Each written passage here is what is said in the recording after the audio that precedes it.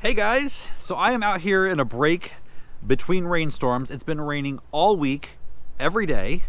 I've got a little time right now, so I wanted to get out here and just get something done before the next rainstorm starts, and then it's going to rain again tomorrow. So I thought this Greenstalk planter needs refreshing. Now, if you don't have a Greenstalk planter, if you don't have a Greenstalk planter and actually want one, I'll put a discount code down in the video description.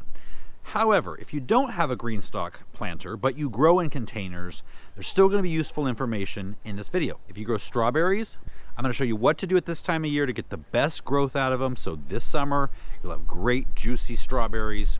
Or if you're not growing strawberries, but you're growing in containers, I'm going to talk about how to refresh the soil, because so many people ask me, do I have to throw last year's potting soil away and start new?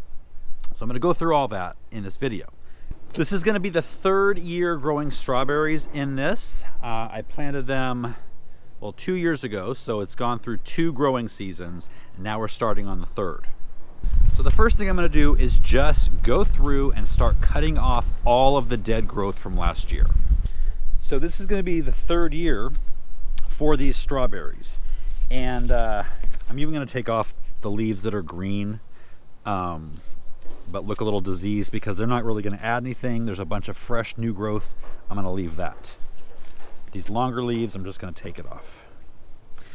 This is the third year, like I said, for these strawberries.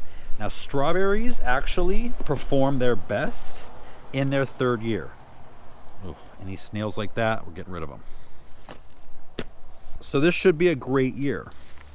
Now, in terms of what we're going to do in getting in here and refreshing the soil that's in here, I would say, oh, it's raining. I would say every 3 years you should do that. So I'll probably do that next year, where I will take this all apart. All right, so that rain passed over. We're back now. I think I was saying that strawberries do best their third year. And this is going to be their third year, so I'm excited about that.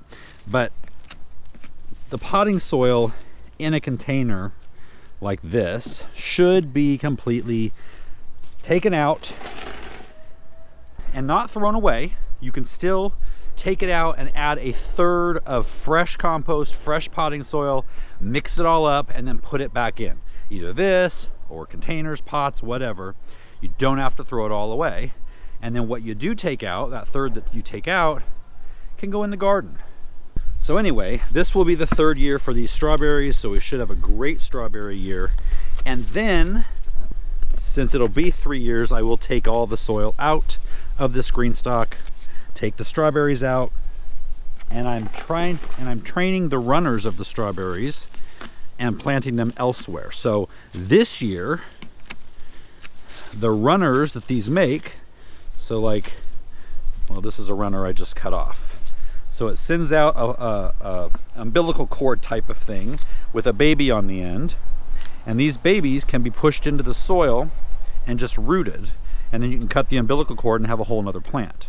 So I've been doing that and planting them elsewhere this past couple of years.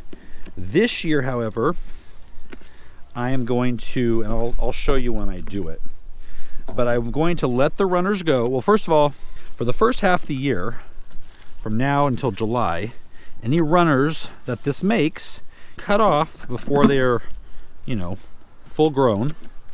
And you can root them if they're big enough, but ultimately we don't want the runners taking energy from the plant. We want the plant to be fruiting.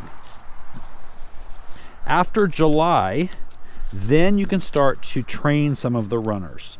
And the way I will do that is I'm going to get little starter pots.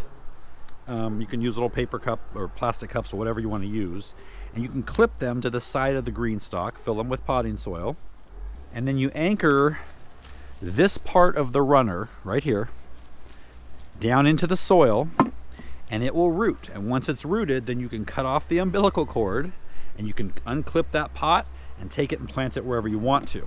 Now I will be saving them in bigger pots and then replanting them into the Greenstalk in the spring next year.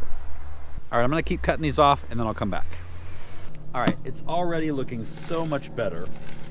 but it's a little dirty, so I'm going to spray it off just hard with the hose.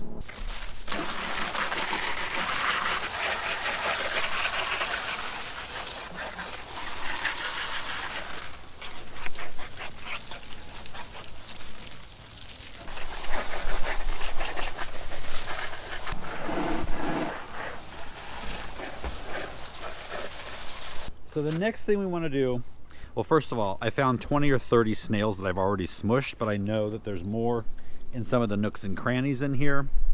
In fact, I found one strawberry that had already been eaten.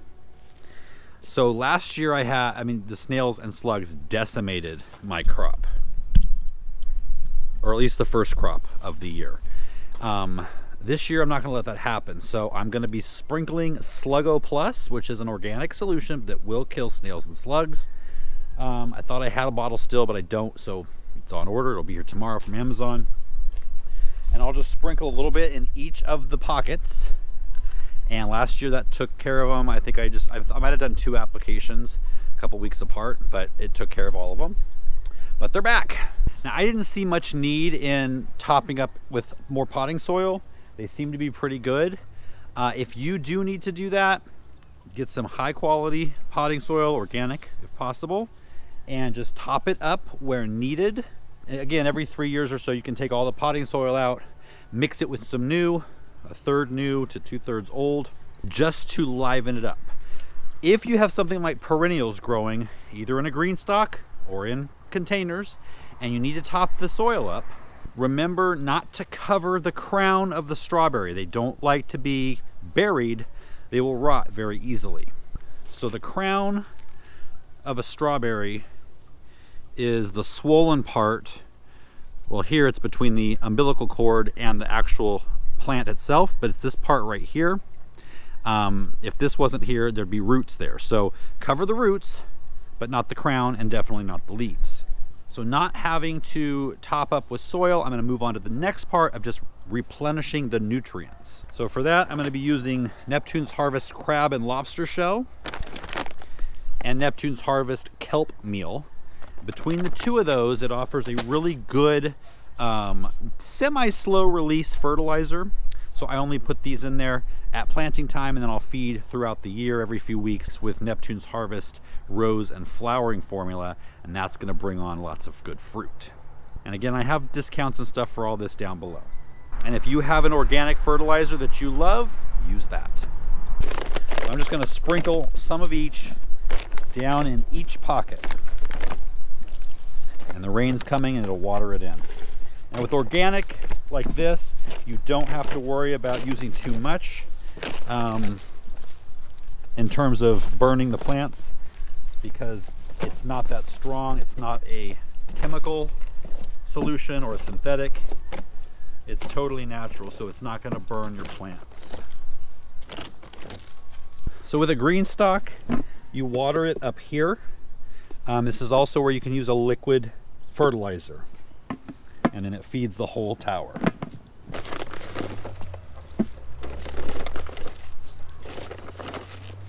And that's it. Our Greenstalk is now refreshed and ready for a new crop of strawberries this season.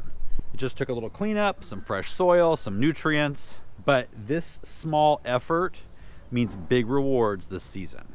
If you're growing strawberries or anything in a Greenstalk, let me know down in the comments. And if you found this video helpful, give it a thumbs up, consider subscribing if you haven't already, and I'll see you next time.